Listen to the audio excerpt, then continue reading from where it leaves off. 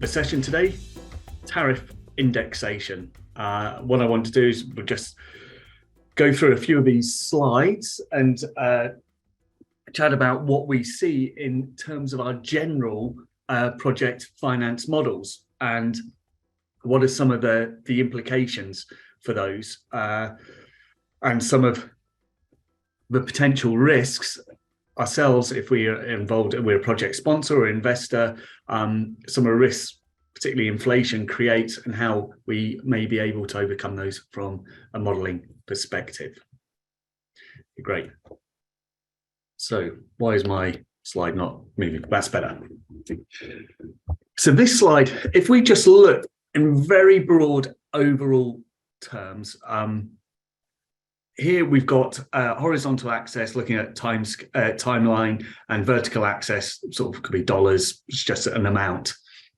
So at a very simplified level, we've got two components we worry about. If we're thinking about our tariff and what does it need to cover in terms of, so this is income we're getting into the project, there are various costs we've got to pay out, and they split into two very broad categories. We have our operating costs. So those could be cost of goods sold, operation and maintenance costs, admin costs, fees, things which will need to incur throughout the project. And in general, as we're probably all acutely aware, these are subject to inflation. Underlying that, we have capital costs. So these really, the capital costs are the money we've spent in getting the asset up and working, our project finance asset, and helping us generate these revenues. And those capital costs are split largely into senior debt servicing, so capital and interest, and equity returns or returns to our equity investors. Those are largely not subject to inflation. I mean, you do have debt financing products which are or can be linked. So, you know, I mentioned a moment ago RPI index linked bonds, but broadly, if we think about our own personal circumstances, for those of you like me unlucky to have a mortgage or you have credit card bills, you spend some money, you have to pay that money back, and there's generally a fixed amount of interest you have to pay on it. So they aren't subject to inflation over time. And that's what we need to think about when we're trying to calculate what our tariff should be. So if we take those two together, we've got a total operating cost line just shown here by this simple line. But now what we can think about is, well, let's say we've got a tariff. If we think right at the beginning here, let's say our initial day one costs, operating or costs in total, are $90, then we may want to have revenue starts at $100. And if that's entirely indexed, we expect it to go up something like that, and broadly, hopefully, higher than what our cost should be, as you'd expect. So what happens? Oh, well, and I was going to say, actually, if we look at our equity returns, we say here they're back-ended. If you think of this gap between the operating costs and sort of what we might be getting for equity, we get some small differences at the beginning of a project between our tariff and operating costs, and towards the end, that difference gets bigger. So that's denoted by the letter B. So our equity returns are back-ended. So we've got more cash available towards the end of the project than at the beginning. So what happens? We start on day one and inflation gets higher. Well, our revenue is going to increase more quickly than our actual indexation of our costs. So that's actually quite good, because now we can see actually the revenues are going up proportionately quicker, more quickly than the cost. So actually, we'll probably end up with a better equity return.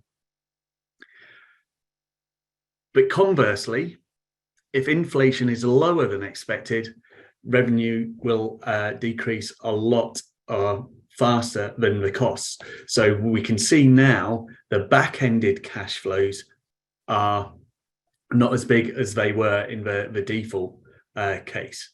So we're going to get decreasing equity returns. So what ideally we'll move on to and have a look at is, can we actually use some form of partial indexation structure which actually provides a better match between our revenue and costs? Because what we want to do as an investor in the project, I want security over my returns. So if I can eliminate that inflation risk, whether it's up or down, that's actually going to be a good thing for me. So that's what I ultimately want to do, because it helps de-risk the project. And, you know, there are follow-on consequences from that, because, you know, if you are then looking to senior debt providers and you're saying, look, you know, I've managed to decouple, or, you know, make my my project hedged against inflation, then from a lender perspective, saying, well, actually, it doesn't matter what happens in terms of inflation. That's brilliant.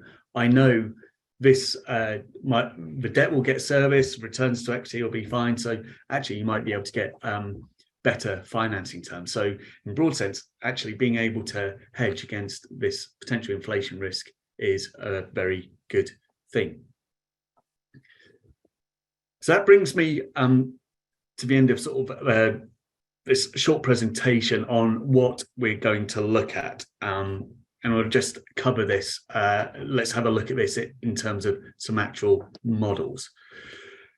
So I'm going to escape from this. Let's minimize that. And we don't need this one. I need to save that.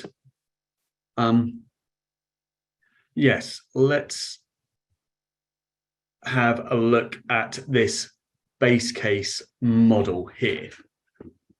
So what I've created is a very simple model. We'll just while chatting. See, someone's already asking some questions. Would you like me to read it out loud, Toby? Or should we wait until the end? We have two questions so far from. Yeah, I tell you, why don't I'll just read those ones now. Let's just see. Okay. Is the revenue line not parallel to the cost line because of the capital cost component in the cost line? That is not linked to inflation. No, so Eamon, no, revenue line is not parallel to the cost line, because if I have, for instance, a tariff which is 100 at year zero and a cost of 90, and let's say, to keep it simple because my math is rubbish, we apply, so the difference there is 10, tariff 100, cost of 90, difference is 10. 1 year on, if we've got 10% inflation, my cost will go up to 99, but my tariff will go up to, add on 10%, will go up to 110. So the difference has gone between the tariff and the cost line will be 11. So actually, they won't be parallel. They'll gradually get wider apart. So hopefully that makes sense to you, Eamon. Then Xavier, quick one. If you're dealing with a project that is set to reach construction stage, let's say 2 years from now, January 25, shouldn't we use the resulting 20, or actually, what's little dialogue boxes in the way? Apologies. Shouldn't we use the resulting 2025 index starting today, so our capital costs reflect proper inflation when in 2025? Question is around using nominal versus real capital costs. Well, what I would say to that, Xavier, is actually we'll use the costs in today's prices. If you know what the index is in 2025, then you use today's prices. So let's say it's 100. I know the index is going from 100 to 112.5. Then I can actually inflate my costs in real terms today and actually get to the appropriate nominal value, say in 2 years' time. Don't want to get into, if you're dealing with construction costs, it might be slightly different, because you could be having fixed turnkey contracts where you're having a deal with a contractor, and he will be baking into his price he offers to you for building the asset the fact that, you know, his labor prices, etc., may go up. So in today, it might cost him 100 to build your asset, but he may charge you 105 million for the project, because he knows it's going to take 2 years to construct it, and he's got these underlying costs in terms of his contractor, which will inflate. But he will offer a fixed turnkey contract to me as to us as a project, and so in effect he will bear the risk of inflation over that 2 year period. So hopefully that addresses that one for you. Oh my goodness, the questions are flowing thick and fast.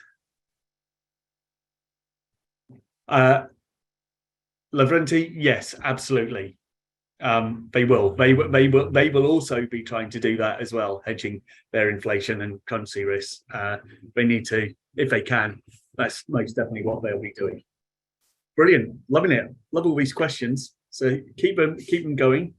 But what I just wanted to show you here is got a very simple model, simple timeline, just labeled 1, 2, 3, 4, 5, 6, 7. I've got an annual inflation factor here, 3%. And I'm just trying to keep it very, very simple. What I've got here is we've got some operating costs. And these operating costs, again, very simple, just fixed $20 per annum. And they are inflating at 3% per annum. So we're getting gentle OPEX costs. If I chart those, we can see them building up over time. And I think that's probably shown more nicely on this graph here. So I've got EBITDA, earnings before interest, tax, depreciation and amortization, which is just my revenue less my operating costs. But what I wanted to show here is some operating costs which are inflating over time, and we have a simple tariff here of 0.8301, and what we're going to do from here is just show what the impact will be of changing our inflation assumptions. So the first thing I'm just going to do is just to highlight, we've got here solve tariff. What I'm going to do is just hack in a solution to my tariff of 0.1. So what we see here is, here's our tariff, here's production. This is giving me number of units of 100, and then what I've got is my tariff here, applying it to the number of units as well as inflation factor, and that's giving me revenue of 10. What I want to do is, in this model, find a tariff at which I get a target equity return of 10%. So I could put in 0.2 there, you know, if I F9 to recalculate, or it's not much is happening. Let's see, go to 0.3, 0.4, 0.5, put in 1. Oh, now I'm starting to get something. That's over egged. If I go to 0.9, it's too high. There's a way I can actually solve this exactly. What tariff does this need to be to give me a return of 10%, I can do a simple goal seek. So what I'm going to do is, here's my shareholder return. I'm going to do the keystroke Alt T G, goal seek. It says set cell what, F16. I want to set that to 10% by changing cell, and that's F20, my tariff. So I do that, and boom, it says $0.83. That gives me the required percentage, or in fact, it's very slightly out, but not that much. For our purposes, that's fine. I can do this automatically. I can click this solve tariff button, and this is not part of the course or the webinar, but actually, for those of you who are interested in Visual Basic and creating macros, if I just show you what's underlying here, there's some code here, which when I click that tariff solve button, all that it's doing is the goal seek I showed you initially. It says here, look at this set of cells, IRR difference, set it to 0 by changing cell capital cost component. And that's all it's doing. Okay. So let's have a look, just to show you. There's our revenue, there's our EBITDA. What I now want to show you is what happens to our returns, our equity return here, 10%, as we change this inflation rate. So I'm going to jump back onto my input. Let's see what happens if someone could offer up. What do we think inflation will be? Don't be in the UK. It's up at 10% at the moment. I was thinking of something a little bit more conservative. Let's put in 5%. Recalculate the model. We can see our equity return has jumped up to 14.26%. That's brilliant. If we think future inflation is going to be above what our baseline assumption is, and we can see the change to the graph here. So that's quite a large impact. So that's like 4.26%. So that's for putting our inflation rate up by 2%. Let's just jump back. And as we expect, if we went from 3% down to 1%, what happens there? Come back, we'll just have a look at our graph. There we can see it's changed hugely. It's a lot narrower at the back end and closely fixed compared to the beginning. And in terms of our return, look what's happened. It's been decimated, now just only 4.87%. So I put this model up, and I should say actually, all of the slides, this simple model, and the next one I'm going to move to, I will make available. I'll put it up on the forum, or we'll be able to share it following this meeting, so you can open these up and have a play with the models yourself, just to see how they're working and look at the impact.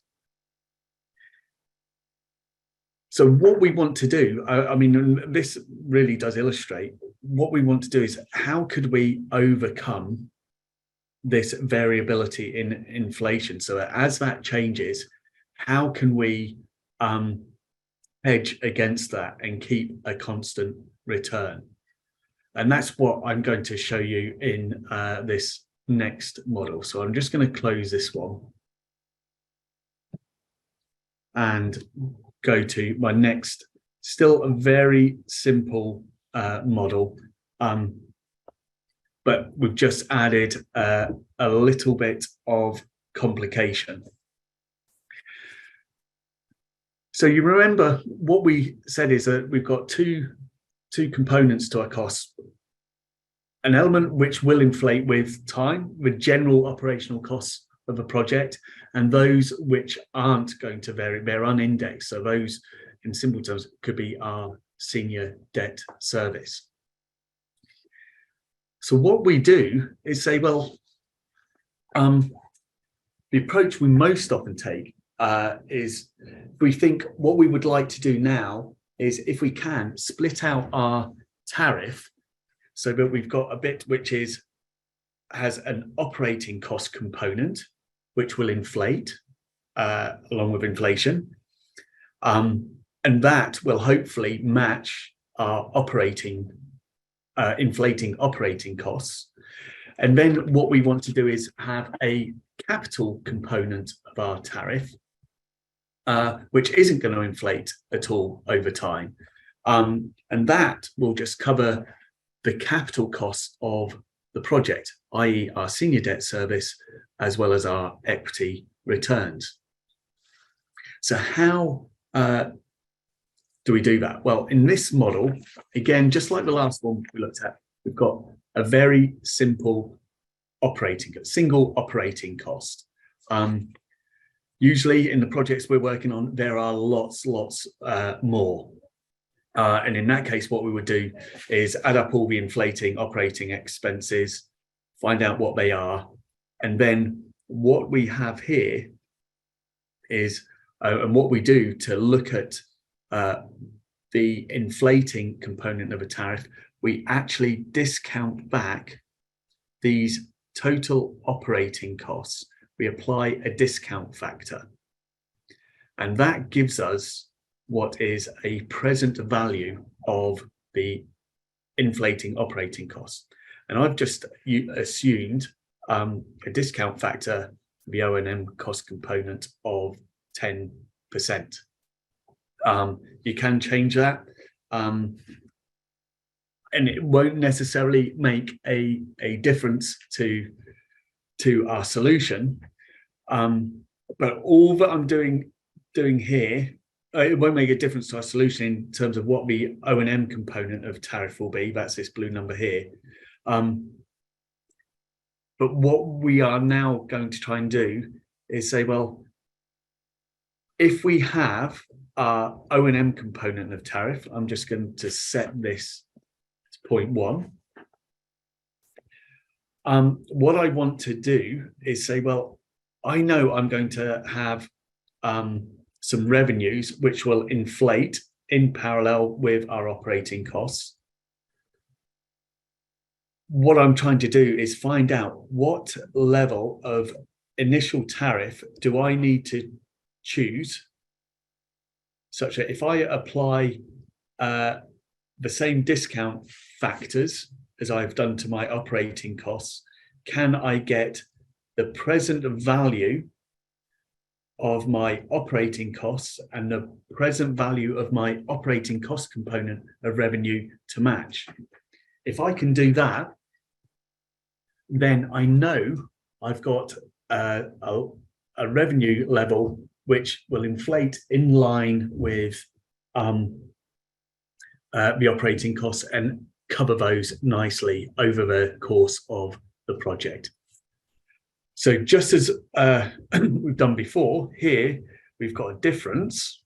Now we know that actually this difference we would like to be 0. So my present value of OPEX, 237, present value of operating cost component, 119 at the moment. Again, I could try and, 0.2, if I put 0.3 here, I could overshoot. Again, we could do a goal seek. This is already embedded in my macro here. So I can just click the magic button and it solves what the tariff needs to be, such that that tariff, when it's inflated in time, will cover my inflating operating costs. So hopefully that's straightforward for everyone. So now what I need to think about is, okay, what about my the capital cost component of the tariff, and that's this little block here. This block, we're going to calculate a tariff which is unindexed in time. So here I've got a capital cost component of tariff of, at the moment, it's 84. You can see that's flat.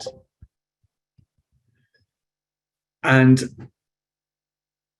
we can see from this bottom line here, I've got a flat capital cost component of revenue and this indexing operating cost component, which gives me a total revenue, which if I chart again, there's a fixed underlying component, and it's a bit like the chart we saw in our first slide. This will go to my financial statements. So if I go to a financial statements, we have those here. So this is linked to my calculation sheet here. Jump back. We take off our operating costs, and that gives us our EBITDA. So that's all fine. We then have, actually on here, we don't have, we've actually just got it by way of a shareholder loan. So here's our EBITDA. So these are our cash flows now. So we've got a cash flow available for debt service. We've got to pay our capital costs, which we're doing here in these two lines. And then we're left with cash flow available for shareholder loan. So we haven't got dividends here. We've just got a shareholder loan repayment. So that's the way our investment is going in. So as I increase my fixed tariff component, these numbers here, this 817 will go up. And likewise, if we see here, our total distributions to equity are at the moment 219. So let's just see what happens if I go here, and let's put this up to 1. We can see my, oh, why's that gone down? That wasn't what I was expecting. Oh, I think it's done a sweep.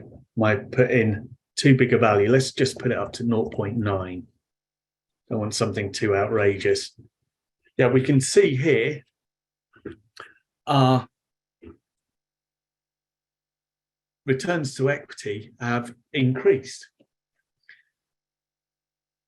So all that we need to do when we look at our capital cost component of tariff is really, we know this is going to be fixed. We just want to set it to a level at which our equity return matches our 10%, because what we know is this will feed through into our capital cost component of revenue, which goes down here, contributes to our total revenue. Then when we take off our costs, take off our senior debt servicing, we're left with an amount which can be distributed to equity, and that is used to calculate what our equity return is. And that's, I'm presuming down here, I'll look at that. Where's my equity return?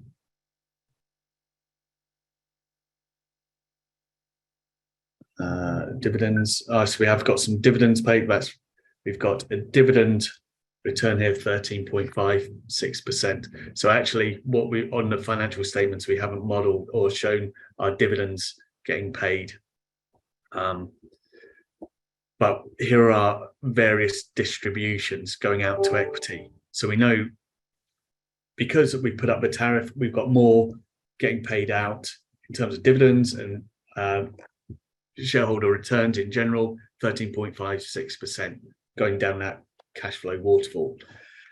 So just as we did before, all I now need to do is goal seek that fixed component of tariff here to give me a return of 10%. So that's what I'm going to do here. I'm just going to click and solve for the capital. It says we need capital cost component of tariff of 0.841. So that flows through, gives us total revenue 2.854 million, whatever, or $2,854. And that gives us our desired return of 10%. And just go down here, just check everything's flowing through. Yeah, perfect. So that's all we need to do in very simplistic terms in terms of trying to split out our tariff. We look at what operating costs are subject to inflation. We discount those back at a certain rate to get a net present value.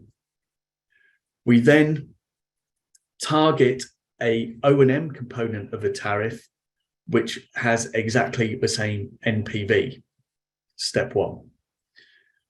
Then all that we have to do is say, well, actually for the fixed component, we need to just have a sufficient level of revenue that it can service our debt and give sufficient returns to equity such that we meet our equity return of 10%. So that's here. Now, here comes the exciting bit, is what happens if we now change our inflation rates? Let's have a look at what happens to these graphs, and more importantly, what happens to our target IRR here. Okay, I'm just going to go up to my OPEX costs. That's discount OPEX revenue. Let's see. So these are currently inflating by the looks at 3%. Here we go. So let's see if I put these up as we did before. Remember, in the previous model, I put inflation up to 5% and our IRR went up to 14. So putting 5% there. If we look at our chart, we can see total revenues, they've gone up. Our EBITDA has actually stayed flat, but let's have a look at our equity return. It still stayed at 10%. Perfect. Let's have a look now. What happens if we now drop it down to 1%? We'll go and have a look at our chart. Again, EBITDA, you notice our net cash flow sort of after the inflating operating costs has stayed flat. This is really narrowed. But again, if we now look at our equity return, it stayed absolutely spot on at 10%. So this is a very simplistic approach, but what it does, and hopefully you can see, is we've been able to hedge against inflation risk in the project and give certainty to ourselves as equity investors of our return of 10% being met irrespective of what happens in terms of future inflation. So that's a key aim for us as investors, trying to de-risk the project for us in terms of our returns. So hopefully you can see that. I'm just going to pause, just have a look, see some of the questions. So I can.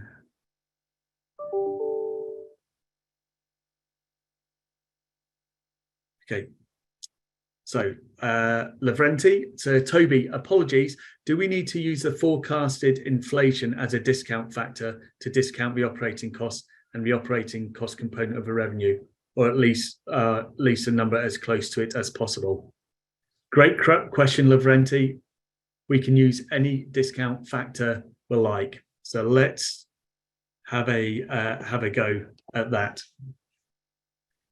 So for here, discount factor for O&M cost component, let's jump back on that and let's put in, I don't know, put in 7.5%. That's obviously going to have an impact, but the net present value changes, but of course our PV difference doesn't. So this discount factor, in general terms, it doesn't. You could choose anything. I could overwrite. I'll just overwrite this here. Let's put in 15%. So you can see the NPV changes, but because we're discounting, applying the same discount factor to both our operating costs as well as our revenues, we end up with the same NPV in both lines and the difference being 0. So hopefully that helps. Okay, let's see the next question. Hey, Hedia, how you doing? Good to see you. Thanks, so very important topic. My question is where to get the inflation rate forecast, especially when you want to make 20+ years of projections. I might have to step out in 10 minutes, but we'll check the replay. No problem. Great question, Hedia. Here in the UK, if we're looking at long-term inflation forecasts, which is in the UK, the Bank of England, it's all gone awry at the moment, but Bank of England aims to set interest rates such that long-term inflation achieves 2.5%.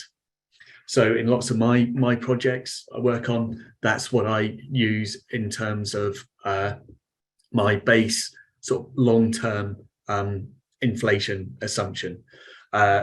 There you can get shorter near-term inflation factors again in the UK, but you can, I suppose you can look at the stock markets, what their predictions are, looking at the pricing of sort of RPI index-linked bonds. But I would say, and also projects I do work on is, normally, if it's public sector putting out an invitation to tender, so they want lots of bids to come in to bid for a project, they ordinarily will specify what underlying inflation rate you should use, because what they want to do is be able to compare different bids on a like-for-like basis. So ordinarily, that information will be provided to you if you're sort of in a bidding project. Otherwise, go to your local sort of government area where they may provide information on what long-term inflation forecasts are meant to be. So great question there. So Eric, hi, good to hear you again, Eric, as well. For the sake of everyone here, what do you negotiate then with your stakeholders? In other words, how does this calculation refer to managing your stakeholders? What does then need to happen out of modeling desk to deliver the project once you solved your number, your magic number? I'm not sure there, Eric, what the detail of that question. That might be something we could pick up in a minute. We could just chat. You could come on air and chat to me live. I'll just catch the other couple of questions first. Hi, Toby. Can imagine a discount factor is not impacting in this simplified example. There is life cycle costs included, or if production will change over time, there will be impact of a discount factor. How do you know you have the best discount factors in case of changing the production figures or life cycle? Yeah, again, brilliant question. Yes, life is not as easy, is it, in these simple models? Remember, what we're doing is, you're absolutely right. There are going to be all sorts of other things happening in your model. I think in terms of a discount rate, it doesn't necessarily matter. I suppose what you end up doing in far more complicated models is having a rough feel of, for your operating costs, what percentage is sort of subject to inflation and which what proportion isn't.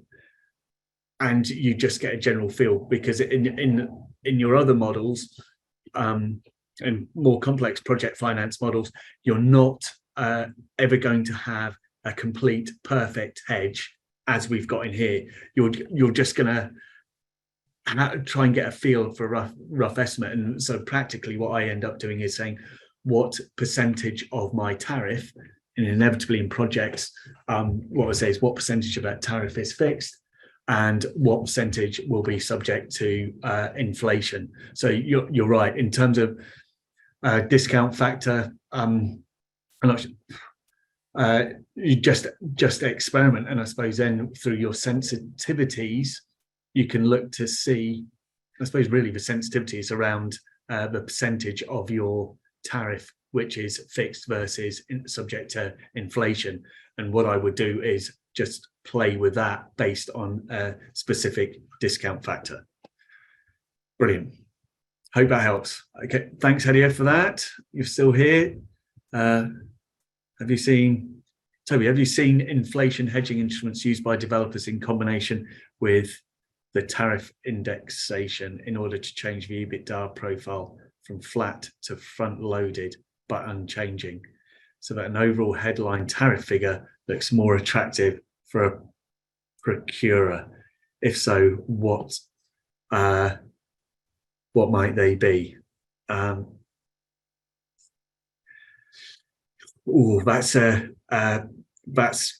a tricky one. From flat to front loaded.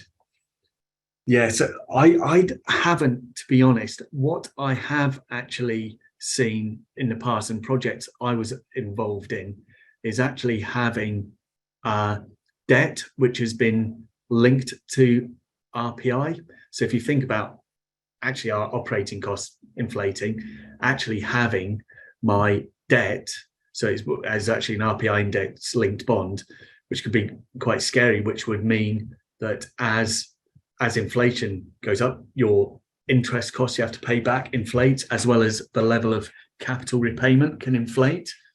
But that means pretty much nearly all of your tariff is then subject to 100% inflation. And again, you get a really good hedge, because then not only do you have your operating costs inflating, you also have sort of your debt inflating as well.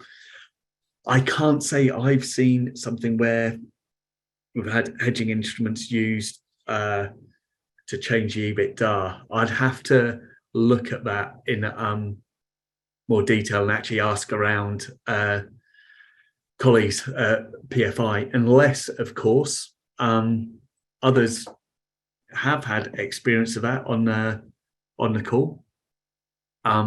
Feel free to put that in the chat box. Okay, so next question from 𝐦𝐨𝐿. At a basic level, why does the inflation rate matter for our business case? Doesn't it affect both revenue and costs such that it balances out? 𝐦𝐨𝐿, in this case, it's fine. But if you remember, and I'd suggest go back to the recording and have a look.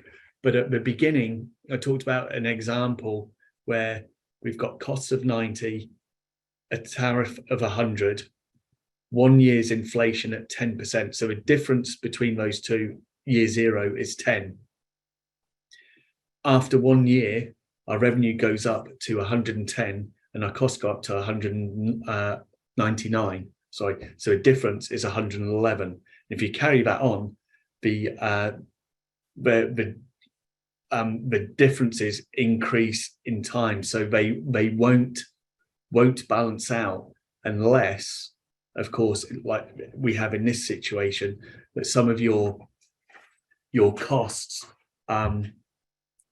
you're just matching the inflating costs with a component of your tariff which is also inflating, so they will always then be in parallel. The problem is with our operating structure, we have this blend, unfortunately, of some costs which inflate and others, the senior debt service, which doesn't. It's large, it's not subject to indexation, it's just constant over time. Brilliant. So, Lavrenti, Toby, do you see the procurers in the UK generally stating the inflation assumption which should be used for the financial model base case stroke tariff development? Yes, we do. And that's normally in the, you know, I'm working on deals where we're competing. So the procurer will want to set an inflation assumption. They may say, actually, what we could do is, you know, I talked about 2.5%. I may say, actually, could you also provide bid submissions which look at, say, 3 or 4%, so a high inflation environment as well as 1%, just so I can see what the impact on the model is and the risk associated with that. So normally the procurer will give an indication of what to use, and that's purely so that as the procurer and I'm assessing all the bidders, I'm comparing everybody on a like-for-like basis. Okay, Maurice, I'm conscious we've only got a few more minutes left. Even if inflation balance out and is effective zero, the working capital requirements will be understated in the model if inflation is ignored in the model. Absolutely. Yeah, good spot. Yeah, Maurice, yeah, that is absolutely right. We know actual cash in terms of revenue coming in will be different from payment of operating costs. You know, we're going to send out our bills, we're going to get cash in a month later. There is going to be those timing differences, and the working capital will be potentially understated. So yes, you're absolutely right. Even if in this case, simple case, we're just assuming you know, the income statement is exactly matching the cash flow. As soon as you've got timing differences and need working capital, of course, it will blow a bit of a hole in this.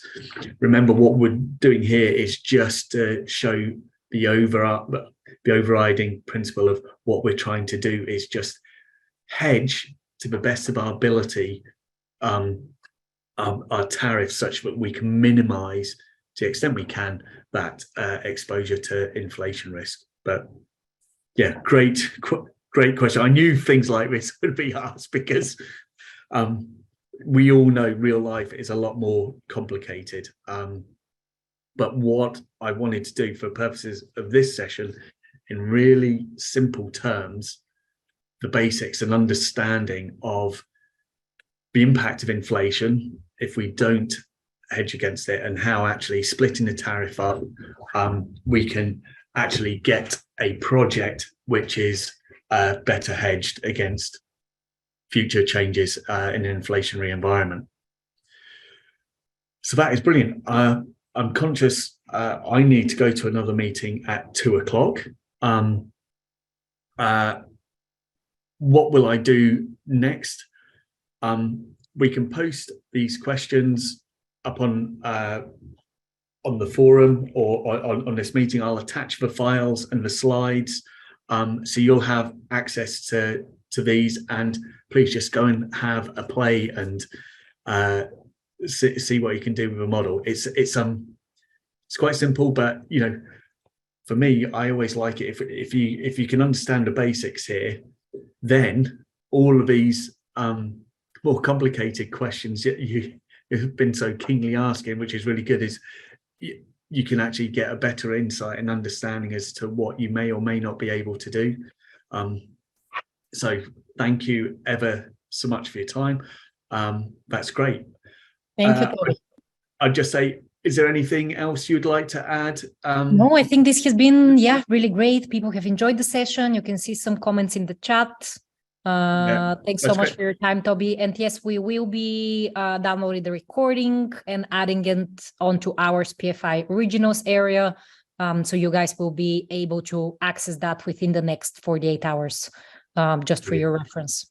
And Tia, I thought it's probably just worth mentioning for those of you who are members of Project Finance Institute and have signed up to the CPFM course, the Certificate in Project Finance Modelling, there is all of the material I've gone over today. You can actually review as well in more detail in the second part of the Project Finance course. For those of you who aren't members of the Project Finance Institute or thinking about joining or signing up for the course, this is one component of, I don't know, probably upwards of sort of 50 odd modules on all aspects of project finance modeling. So, you know, this is sort of a little taster of some of the things you might see if you decide to like sign up for a course. So yeah, that's just a little bit of background. But other than that, thank you ever so much for your time, and Desert, look forward to speaking again soon.